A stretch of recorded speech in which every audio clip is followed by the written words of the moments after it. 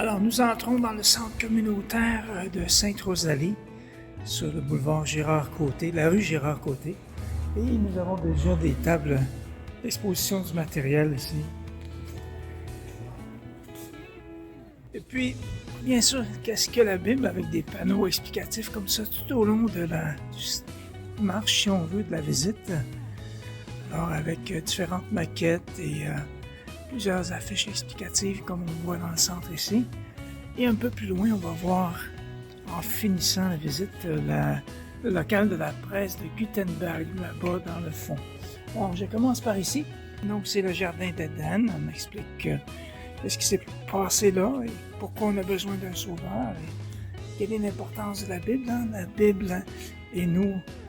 Donc, c'est ça, Expo Bible, en fait. Et il y a beaucoup de choses historiques très intéressantes, justement des vieilles Bibles historiques qu'on voit ici dans ce comptoir là, du 20e siècle, du 19e siècle. Oui, c'est ça. On arrive à l'Arche de Noé ici, d'une époque particulière.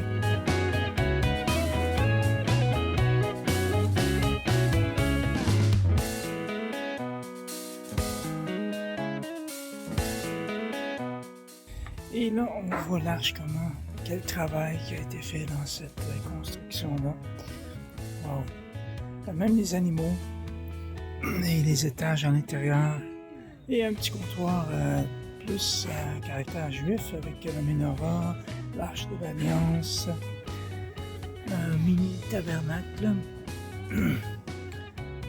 avec différentes choses. Puis on arrive à l'Arche de l'Alliance ici. Qu'est-ce que ça représentait, hein? Le couvercle appelé propitiatoire de l'Hébreu signifie rendre propice. Donc, pour que Dieu puisse pardonner les péchés, couvrir les transgressions et tout cela. Par l'expiation avec le sacrifice annuel ou Yom Kippour avec le grand prêtre qui venait dans le lieu très saint offrir le sang pour le pardon des péchés sur le couvert de l'arche. Il y avait les 10 commandements qui étaient dans l'arche. Il y avait aussi un pot avec de la manne et la verge d'Aaron qui avait fleuri.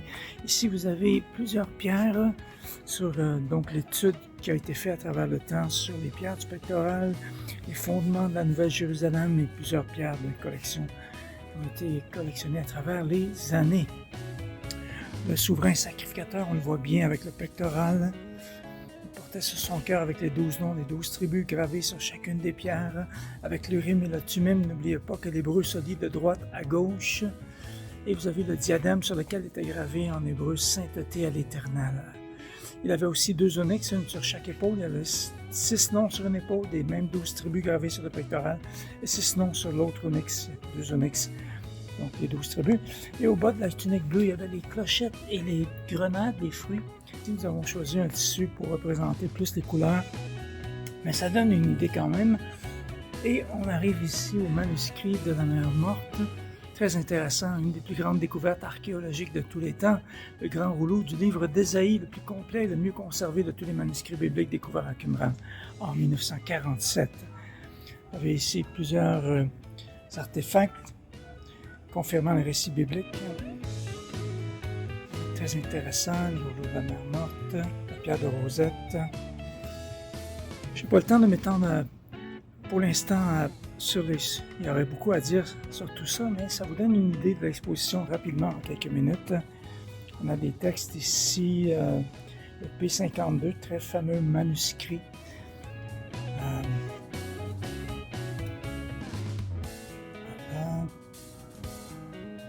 Ici, le Codex Sinaiticus.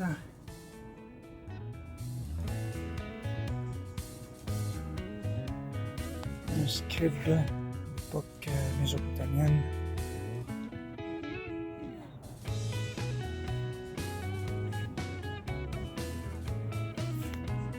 On voit plus gros ici, le P52. Ça nous dit le plus ancien fragment de manuscrit connu du Nouveau Testament découvert au début du 20e siècle lors de fouilles archéologiques en Égypte. Il est conservé à la bibliothèque John Ryland de Manchester. Il contient recto verso des extraits de la conversation de Jésus devant Pilate au chapitre 18 de l'Évangile de Jean. Une maquette du second temple, le temple d'Hérode, le plus beau de toute l'histoire du peuple d'Israël. Ça fut le second temple, donc au 1er siècle, un petit peu avant Jésus-Christ, jusqu'après lui en fait, pour toutes les années de construction. Mais en 70, ça a été détruit par les Romains, comme nous savons, et il y a eu la grande dispersion, la grande diaspora des Juifs à travers les nations. Pendant près de 2 millénaires, ils sont revenus au 20e siècle, comme Dieu avait promis. Vous avez ici une image du temple dans un livre. La menorah, un rouleau de la loi, les lampes de l'époque biblique, avec la menorah à gauche. Ouais. Et on arrive au message central de la Bible, très, très, très important. Dieu a tellement aimé le monde qu'il a donné son Fils unique afin que quiconque croit en lui ne périsse pas, mais qu'il ait la vie éternelle. C'est le message central de toute la Bible, de la Genèse à l'Apocalypse, la révélation du Messie, le Fils de Dieu, pour le salut du monde. On ne peut pas détacher le judaïsme du christianisme, ça s'attache ensemble et c'est une continuité dans l'histoire, dans le plan de Dieu pour l'humanité. Alors, plusieurs choses ici par rapport à la mort de Jésus et le fouet que Jésus a subi pour être finalement crucifié pour porter les péchés, expier les péchés. Les clous que les Romains utilisaient, la couronne d'épines et nos différentes affiches instructives qui vont bien avec l'exposition biblique, ce sont toutes des choses de la vie quotidienne à l'époque de la Bible. Je passe rapidement.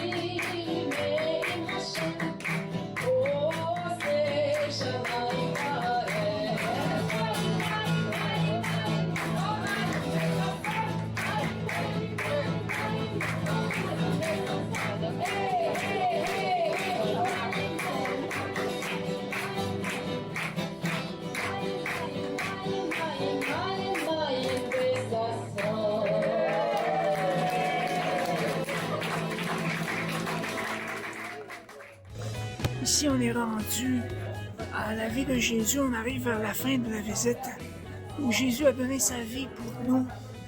Ces choses ont été écrites afin que vous croyiez que Jésus est le Christ, le Fils de Dieu, et qu'en croyant, vous ayez la vie en son nom. Évangile de Jean, chapitre 20, 31. On voit donc dans le film qui avait été fait, La Passion, donc il a vaincu la mort. Il a été crucifié, mais il est ressuscité 3 jours après. Et il reviendra à la fin des temps pour la résurrection des morts, le jugement et la vie éternelle. Donc il est important de considérer ce message de l'Évangile. Et la croix, le tombeau vide parce qu'il est ressuscité. Et il procure le pardon et la liberté pour ceux qui croient en lui parce qu'il a expié les péchés par son sacrifice à la croix. Alors, c'est des éléments que j'avais oubliés en terminant la visite de l'Expo Bible. On a encore ici des Bibles vieilles, intéressantes, avec des images. La plus petite Bible au monde ici, dans le microscope. Très intéressant. On a une Bible en braille ici, un Nouveau Testament en fait. En braille, Évangile de Jean. Et puis, différents livres à la découverte de la Bible pour les enfants, pour les moins jeunes. Ici, les 12 pierres de fondation de la Nouvelle-Jérusalem. Elles sont très belles et ont des belles couleurs vives. Le jaspe, le saphir, la calcédoine, l'émeraude, le sardonyx, la cornaline, la chrysolite, le béryl, le topaze, la chrysoprase, la hyacinthe et l'améthyste. Oui, très belle présentation des pierres de fondation de la Nouvelle Jérusalem. Ici, qu'est-ce que l'Apocalypse? C'est le dernier livre de la Bible, un avertissement d'un jugement imminent et un encouragement pour les croyants à persévérer. Un appel à tous de croire en Jésus-Christ. Alors il dit, voici, je viens bientôt, j'apporte ma récompense, je suis l'alpha et l'oméga, le commencement et la fin.